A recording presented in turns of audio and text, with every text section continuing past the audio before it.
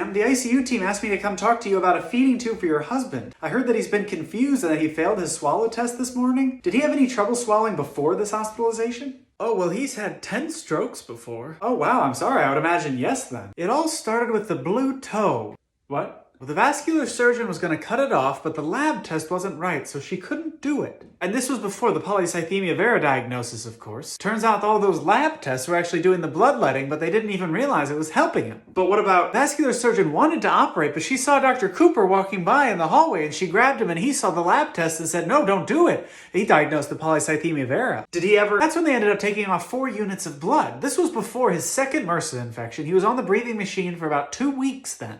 Wow. But anyway, he pulled through and we went home for a day or two, and it was Saturday night because it was before the Super Bowl. I made nachos, or no, was it chili? It doesn't matter. Okay. He couldn't breathe. So they did an x-ray, but it was the wrong x-ray because it didn't have the dye, so they had to do it again. But they were worried about his kidneys. I told them, don't worry about his kidneys, he can't breathe. Wow, that's crazy. So then the kidney doctor, Weimer, I think was his name? John Weimer? Ken Weimer, he was the one that helped him out with the kidneys. Wow, that's crazy. That was when he was on dialysis the first time. Uh-huh. But then they found the blood clots and had to start him on the blood thinning medication. What about the swallowing? Did he ever? That's when he needed the EGD for the bleeding ulcer. But that was just when he was taking 10 aspirin a day, so he's fine now. Did he ever have? He went to his second nursing home after that, the one near Bloomingville. They were nice, but they wouldn't really update me very well on how he was doing. Then when he got chest pain, they wouldn't send him here. They would only send him to Eastern Methodist. Wow, that's crazy. Luckily, his cardiologist, Anderson, do you know him, Dr. Anderson? He was covering at Eastern Methodist that night, and he actually put in 8 stents. I think they saved his life. Wow, that's crazy. And then that was around the time when COVID hit. He was in his 3rd nursing home when that happened.